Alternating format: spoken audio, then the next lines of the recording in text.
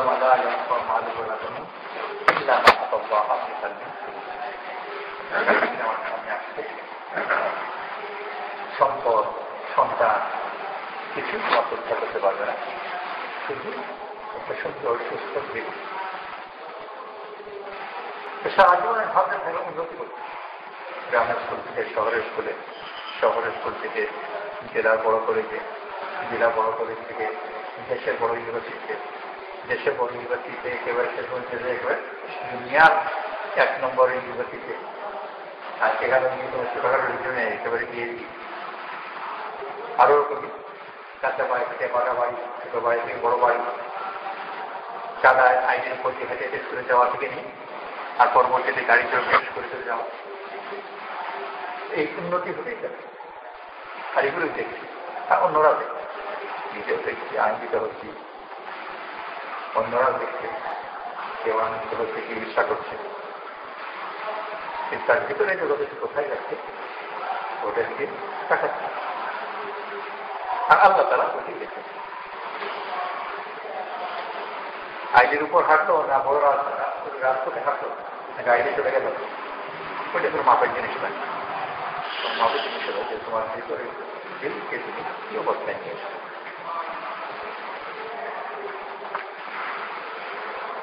তো তাকায় আর জীবন শেষ হয়ে যায়। সংসার ধরা আরম্ভ করেছে, ছোট করে একেবারে গরিবী আস্তে আস্তে জীবন আরম্ভ করে আল্লাহ তাআলা উন্নতি দিয়েছেন। ধীরে ধীরে আরো ভালো গাড়ি, ভালো ঘর, ভালো আসবাব, ভালো ফার্নিচার, এমন দরকার যেগুলোর সময় তার দূর স্বপ্নের জিনিস ছিল, ওগুলো তার বাস্তব। তার যদি ঘরে ডাল দামি দামি পর্দা তুলছে, তিনটের মধ্যে অনেক সময় চলে গেছে। ওই ছোট্ট যুক্তিতে যখন জীবন আরম্ভ করেছিল তখন তার বয়স 20-22, অত্যন্ত সুন্দর মহিলা। কেউ টাকা খাবার যেতে ইচ্ছা করে, ভালো লাগে, সুন্দর, নিজের কাজ চেহারা ভিতরে আনন্দ পায়। আর যখন 1000 টাকার পর্দা তুলছে, দামি ফার্নিচার, কার্পেট আর সব সামানগুলো, এক সময় বিশাল বড় আয়না শিক্ষকদের সামনে দাঁড়িয়ে বহুদিন পরে হঠাৎ করে নিজের নিজেকে টাকায় আমার তিনি একটু করতে করবে, আর তার পেছনে দামি পর্দার ঝুলে আছে, তো পর্দার উপরেও নজর করবো আর নিজের চেহারায় নজর করবো। আর একা একাই উক্তি করছে, জগৎ উক্তি করছে, তিনি বৃদ্ধি করছে। এক সময় আমি সুন্দর ছিলাম আর আমার কিছুই সুন্দর ছিল, এখন আমার সব সুন্দর, আমার সুন্দর দেখতে গেছে। তো দুনিয়াতে তো এটা খবর হয়, তার যৌবন চলে যাবে, তার চেহারা রৌনক চলে যাবে, কিন্তু ভিতরের একটা জগৎ আছে যেখানে যদি সে চাকরিটা রাখতে পারে 10 বার। আর আল্লাহ তাআলা আম্বিয়া আলাইহিস সালাতু ওয়াস সালামকে এই জন্যই পাঠিয়েছেন যে তার বাইরের চেহারা চলে যাবে, কিন্তু ভিতরটা জরুরি থাকবে, এটা পাঠ উজ্জ্বল বলে যে আল্লাহ তাআলাও পছন্দ করবেন তার দিকে তাকিয়ে থাকবেন। আর যা খেয়াল করে দিকে তাকে দেন ওটা মানুষও জগৎ পালিয়ে থাকে, কিন্তু ওই মানুষ নজর করছে। দুনিয়াতে মানুষ নিজে নিজের কাছে সবচেয়ে বেশি অপরাধ, প্রত্যেকের নিজে তুমি ক্ষেত্রে পরিমাণ যত্ন দেয়, নিজের পরিমাণ বাজারে যে মাছ দোকান করবে 1,00,000 টাকা, 50 টাকা, কিছু কম না। এই ধরুন প্রাণীর দোকান দেখতে দেখতে সে বড় করি, বড় কাজ করতে ভালোই হতে পারে, আর 350 টাকা আধা ঘন্টা করে আরেক জায়গা থেকে পয়সা দেবে, সে 5 টাকা লাভ করে। এই 5 টাকার পেছনে যখন আধা ঘন্টা চলে গেল, প্রতিদিন হিসাবে করে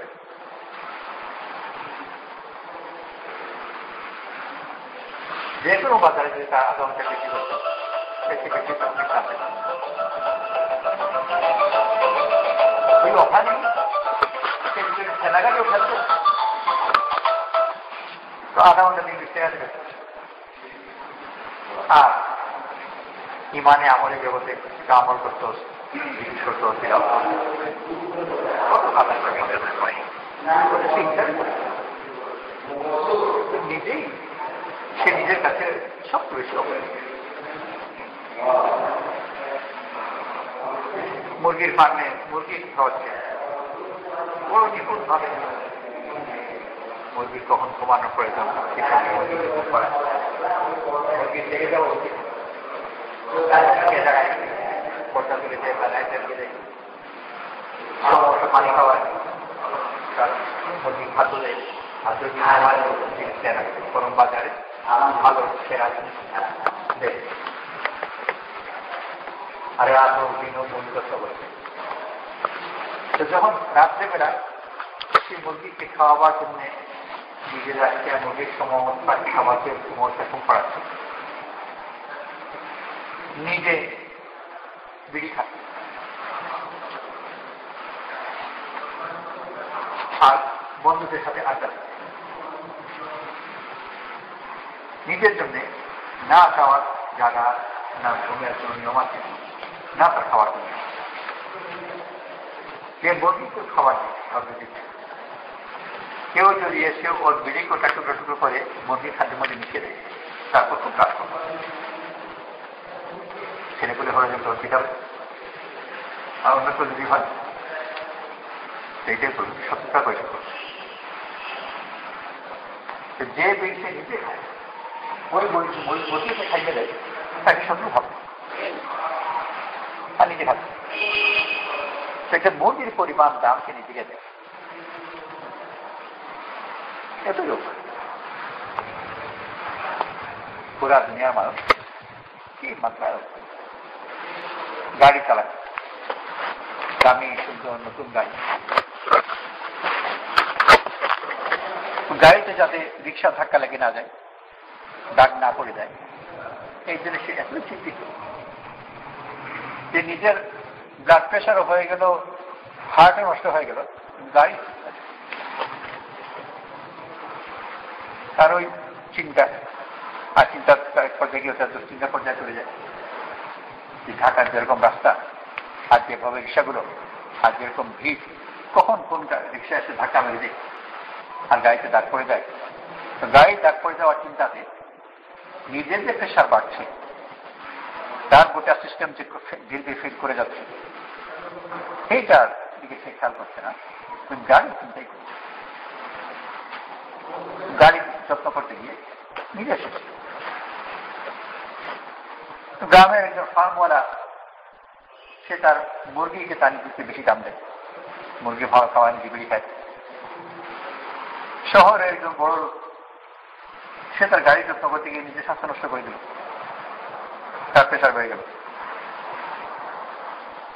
তুচ্ছ জিনিস, আর নিজেকে অবহেলার মধ্যে রেখে নিজেকে একেবারে শেষই করে দিল। আল্লাহ তাআলা মানুষকে বড় মেহেরবান, নবীদেরকে পাঠিয়েছেন মানুষকে তাকে তার হাত থেকে উদ্ধার করে। সে যেন নিজেকে যত্ন করা শিখে, নিজে বড় অবশ্যই, আর তার চারপাশে সবগুলো সে যত্ন করে, কিন্তু নিজেকে একেবারে অবহেলার মধ্যে রেখেছে।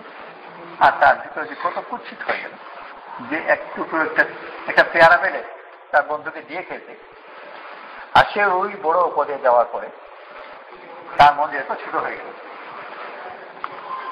যে তার বন্ধু যেন না পাওয়া, আমি যেন পাই, সে যেন গোপনে আবেদন করছে। এখন এটা চর্চা করছে না, কত বড় ছিল, কত ছোট হয়ে গেল। আর সে ভাবছে যে কত ছোট ছিলাম, কত বড় হলাম, কত ছোট ছিলাম, কত বড় হলাম, তাহলে কত ছোট জায়গায় ছিলাম, কত বড় জায়গায় আছে। কত ছোট বাড়িতে থাকতাম, কত বড় বাড়িতে আছে, আর ধাঁধার মধ্যে পড়ে যায় যে আমি কত ছোট ছিলাম, কত বড় হয়ে গেলাম। আমি বড় হইনি, আমার বাড়ি ছোট ছিল, আর এখন আমার বাড়ি বড়, আমি নিজে অনেক ছোট হয়ে গেছি।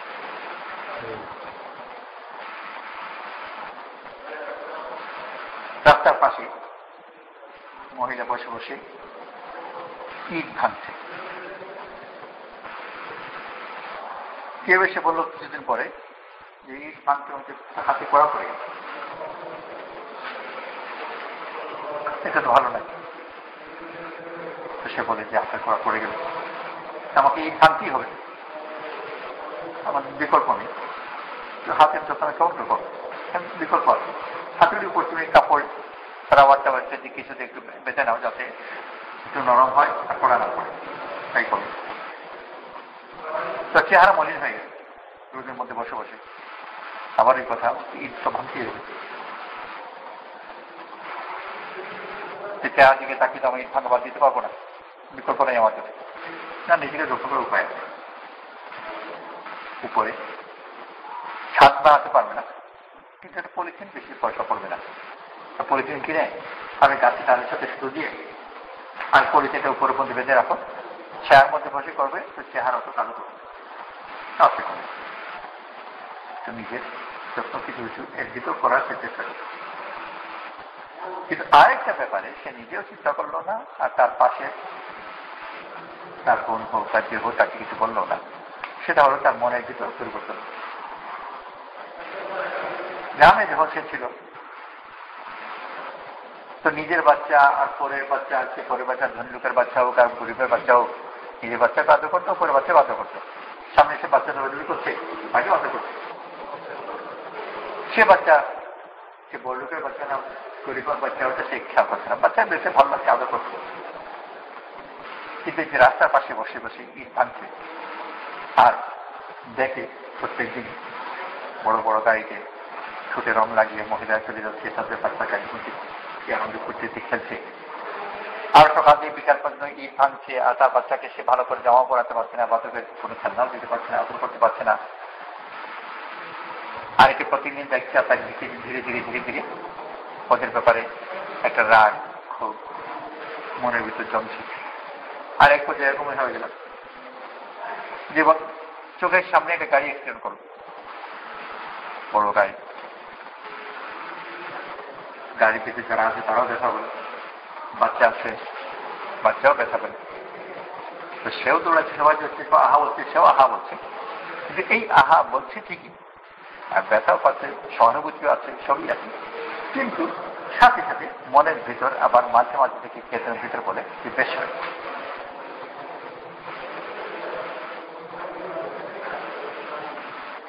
এই দীর্ঘ 20 বছর পাথর ভেঙে ভেঙে আরেকজনের ক্ষতিতে একটা বাচ্চার ব্যথা পাওয়াতে সে বেশ হয়েছে বলা শিখে, উচ্চারণ করছে না, কিন্তু মনের ভিতর যেন কথাটা বারবার করে আসছে যে আমরা এত কষ্ট করি আর একটু ফুর্তিতে থাকো আর গাড়ি দৌড়া বেশ। ওইটা দেখে তাকাচ্ছে, আর অন্য কেউ দেখেছে, পরিবর্তন হয় না। কিন্তু আল্লাহ তাআলা তো ওইটাই নেই, ওটাই তার আসল। হাতে করা পড়ে যাওয়ার ব্যাপারে তো সে কিছু যত্ন করবে, চেহারা যদি কারো না হয়ে যায় মাথার উপর ঋণ টাকা, কিন্তু দিল যে কারো হয়ে যাচ্ছে এইটা ব্যাপারে সে নিজেও চিন্তা করলো না, আর অন্যকে তাকে বলেও দিল না, আর এই ব্যাপারে সে কোনো পদক্ষেপ নিল। আল্লাহ তাআলা আমাদেরকে দিন দিয়েছেন যেন আমি আমার ভেতরকে সুন্দর করি, সাজাই, পরিষ্কার করি, উজ্জ্বল করি, তার যত্ন করি। রাসূল সাল্লাল্লাহু আলাইহি ওয়াসাল্লাম ওয়াসন করেছেন, সকাল থেকে দুপুর পর্যন্ত যে ময়লা লাগে যখন জোহরে নামাজ পড়ে, তো আল্লাহ তাআলা সেই ময়লাগুলোকে পরিষ্কার করে। তো সেই ময়লাটা কোথায় লাগে, কেমন করেই বা লাগে, আর রোজ কোথাও ময়লা লাগে। সকালবেলা আমি বাইরে থেকে নাস্তা করে অফিসে চলে গেলাম, অফিসে গিয়ে আমার অফিসে কাজ করলাম, বা দোকানে গিয়ে দোকানে কাজ করলাম, মাঠে গিয়ে মাঠের কাজ করলাম, যে কাজই করলাম, তো কোথায় তোর ময়লা লাগলো যে জোহরের নামাজ পড়ে আমাকে ওটা ঢুকতে হবে? কিন্তু লাগছে ইনশাআল্লাহকে মানুষ ক্ষতি, আর ক্ষতিটা কোথায়? স্কুলে ছিল, গ্রামের স্কুলে ছিল, আর বড় বিশ্ববিদ্যালয়ের বড় ডিগ্রিওয়ালা হয়ে গেল, তো ক্ষতিটা কোথায়? গরিব লোক ছিল, ধনী লোক হয়ে গেল, একসময় তার সাইকেল তার ছিল না, বাস ভাড়া দেওয়ার সামর্থ্য ছিল না, এখন সে তার নিজস্ব দামি গাড়ি আছে, ড্রাইভার আছে, বরং একাধিক আছে, তো ক্ষতিটা কোথায়? আল্লাহ বলছে প্রত্যেক মুহূর্তে ক্ষতি, নিশ্চয় মানুষ ক্ষতি। ওই ক্ষতিটা ভিতরে হয়ে যাবে।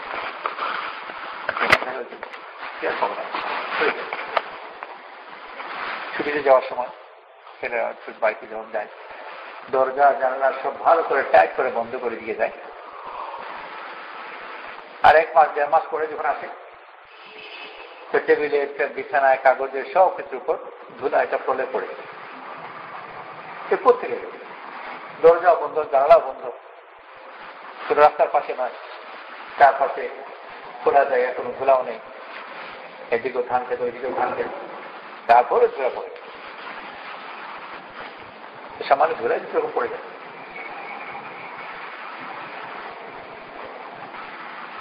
ঘা হয়ে গেল, জিনিস একটা কিছু রাখলো, পচে গেল, তো পচা মানেই হচ্ছে যে জীবাণু আসছে, তো বন্ধ করার মধ্যে জীবাণু এরও করতে গেল,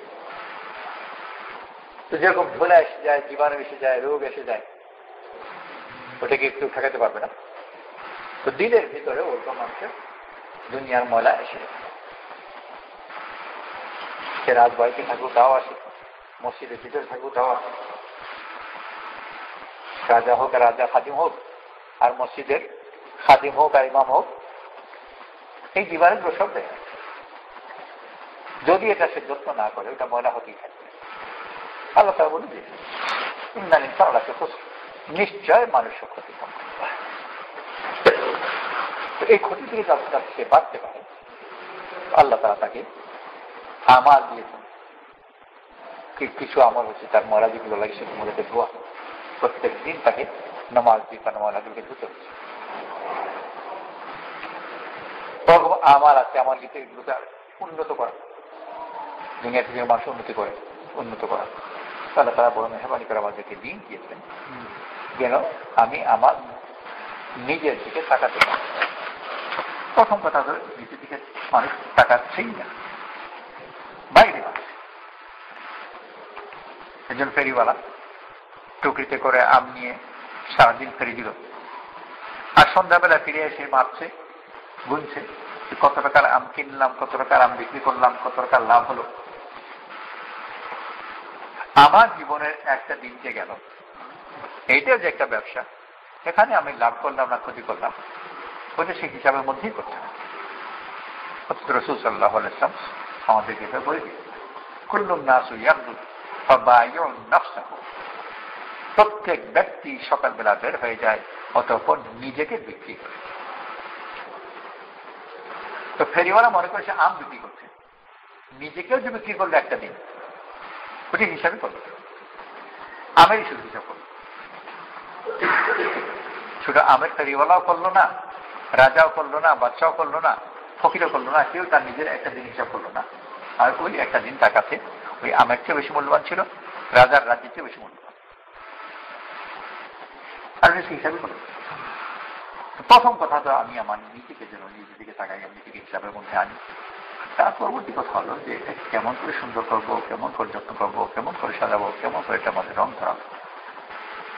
আর যদি সেটা যত্ন করতে পারে, আল্লাহ তাআলা এক যেমন নিয়ে যে প্রদীপ হয়ে যায়, রাসূল সাল্লাল্লাহু আলাইহি ওয়াসাল্লাম নিজে করতেন প্রদীপ, মাসাবিহুল হুদা, হিদায়াতের প্রদীপ। প্রদীপ যখন জ্বলে, তো ছোট পোকাগুলো যখন দূর থেকে আকৃষ্ট হয়, তখন হিদায়াতের প্রদীপ যখন জ্বলে, দুনিয়ার মানুষের দিল দূর দূর থেকে আকৃষ্ট হবে। রাসূল করিম সাল্লাল্লাহু আলাইহি ওয়াসাল্লাম মদিনায় আদি বিন হাতিম রোম দেশে থাকেন, আগে মদিনা অধিবাসী ছিলেন, কিন্তু চলে গেছেন রোম দেশে। আর রাসূল সাল্লাল্লাহু আলাইহি ওয়াসাল্লামের সাথে সাক্ষাৎ না করার জন্যই যে যদি শাখা যাতে না হয়। কিন্তু ওই দূর রোম দেশে যাওয়ার পরে বারবার করে মনে হচ্ছে যে তো পালিয়ে থাকা কে দরকার, একবার যাই না, একটু দেখি, এই কথাটা শুনি। যদি কথা মিথ্যা হয় আমার কি ক্ষতি হবে, যদি কথা সত্য হয় তো কত কথা জানলাম। দূর রোম দেশ থেকে উনি মদিনায় আবার রাসূল সাল্লাল্লাহু আলাইহি ওয়াসাল্লামের সাথে সাক্ষাতের জন্য আর রাসূল সাল্লাল্লাহু আলাইহি ওয়াসাল্লাম পথ যেতেন। দুনিয়াতে কত হাজার ধরনের কথা আছে, সব কথার মধ্যে বলে নাকি যেমন কথাটা শুনি। আমার পাশে বাড়ি কত কথা বলছে, কত কথা মনে যাবেও না যায়, কথা আগে শুনি।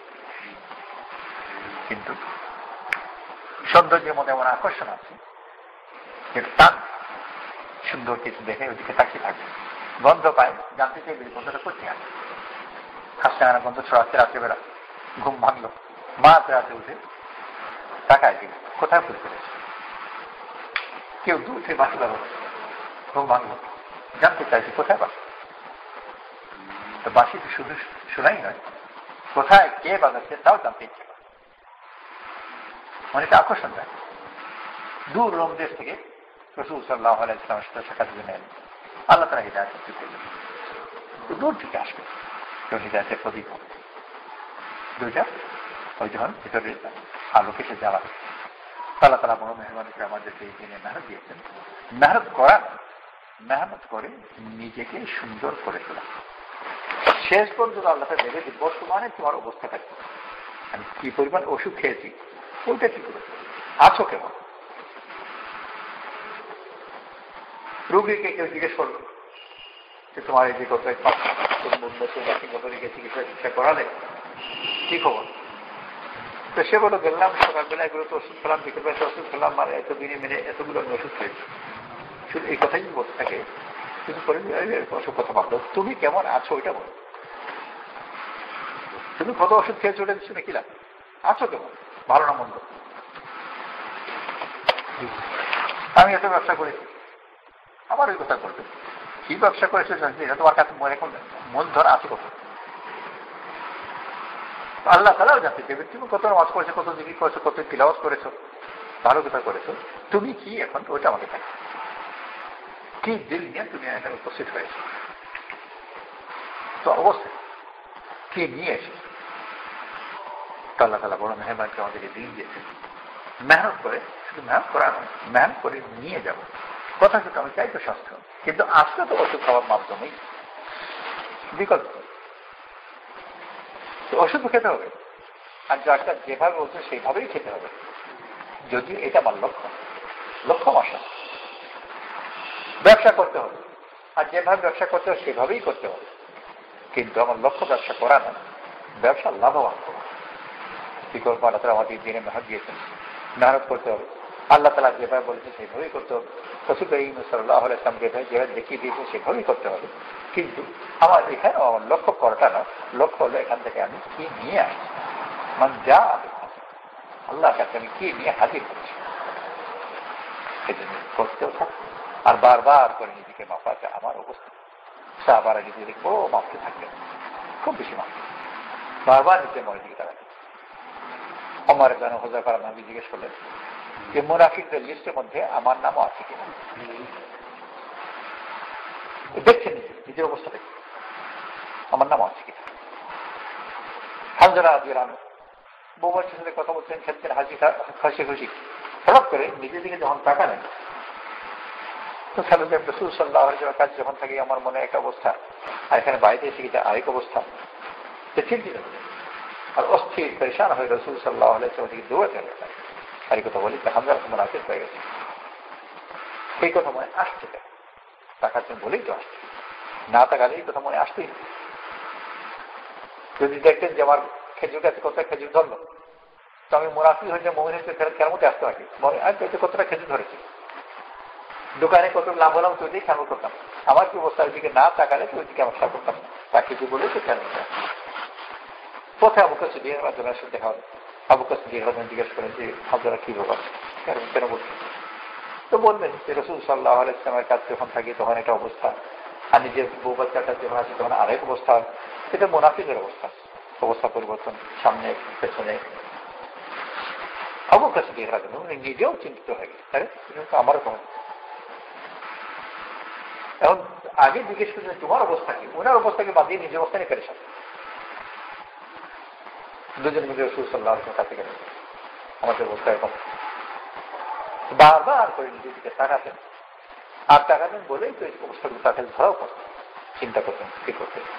তোমার তাকাই না, ভালো না মন্দ খেয়াল মতো আসলে তাকালে পরে না প্রশ্ন, ভালো আছে না মন্দ আছে তাকাই না কখন, শেষ কোন দিকে তাকাতে। আর কারা দোকানে জিজ্ঞেস করেন রাসূল সাল্লাল্লাহু আলাইহি ওয়াসাল্লাম কেমন আছে, আসবাহতু মুমিনান হাক্কা, সত্যিকার মুমিন অবস্থা আমার হয়েছে। যে যেদিকে তাকায় ওই দিকে বলতে। ছাত্র পরীক্ষা দিয়ে বেরোচ্ছে, ওকে জিজ্ঞেস করে কেমন আছে, কি জঘন্য প্রশ্ন।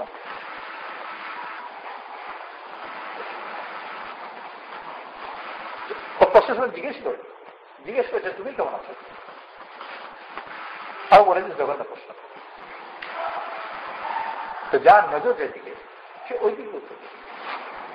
ওনাকে জিজ্ঞেস করলেন যে কেমন আছো, উনি নিজের বাড়ির কাপড়, জামা কাপড়, টাকা পয়সা, চাকরি, ব্যবসা কোনটার দিকে বললেন না, এমনকি নিজের শরীরের দিকেও তাকালেন না যে আমার শরীর ভালো, আমার ব্যথা ব্যথা নেই, পেট ব্যথা নেই, বরং একেবারে নিজের কল্পের দিকে তাকালেন আর ইমানি অবস্থা করে বলেন ওই দিকে নজর করেন।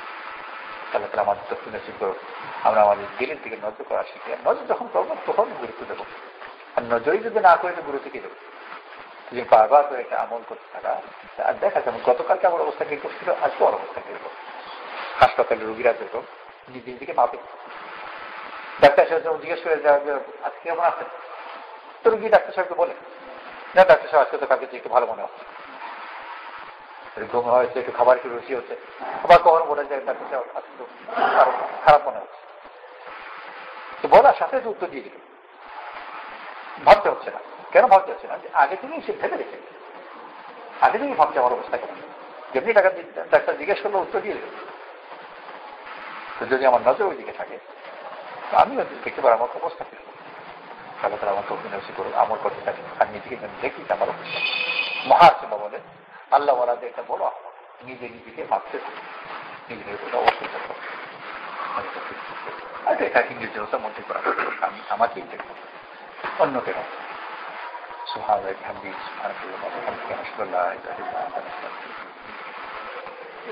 জামাতের মধ্যে কি মহাসেবা করা যায়? মহাসেবা তো অবশ্যই করি না, প্রত্যেকে নিজে নিজে চায়, মহাসেবা অন্যের হিসাব করা না, কিছুটা অপেক্ষা মোজাকেরা করা, কিন্তু হিসাব করবে অন্যের ব্যাপারে। তো সেরকম হয়েছে খুব ঘনিষ্ঠ যখন থাকে একজন আরেকজন কিছু মনে করি যে ছেলে দুজনই পরীক্ষার্থী, দুজন ঘনিষ্ঠ বন্ধু, নিজেও পড়ে আর তার বন্ধুকে বলে আমি ঘোরাঘুরি সময় নাকি পড়তে বস দুদিন পরে পরীক্ষা, কয়েকজন আগে মহামুখের দিকে হিসাব তো নিজে। অন্যের দিকে তাকানো তো বেশিরভাগ ক্ষেত্রে যায় কিনা।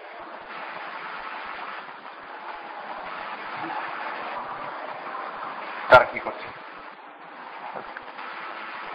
কোরআন আল্লাহ বলার কথা যে সফরের মধ্যে ছিলেন নিজে এবং নিজের ছেলে, রাতের বেলা উঠেছেন, তার জন্য নামাজ পড়তে যাচ্ছেন, ওযু করতে যাচ্ছেন, বাকি মুসাফির আসলে এখানে আছে, তারা ঘুমাচ্ছে। তো ছেলে বাপে বললো যে কি সব কিরকম লোক গাফিল, সে রাত শেষ হয়ে এলো আর ঘুমাচ্ছি, তাহাজ্জুদ নামাজের পারে উঠেছে, কিন্তু ওরা তাহাজ্জুদের জন্য উঠেনি।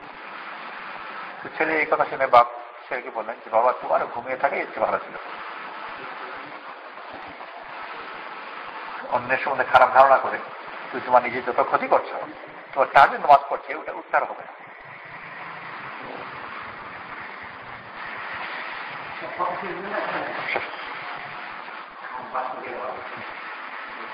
বাসে সবাইকে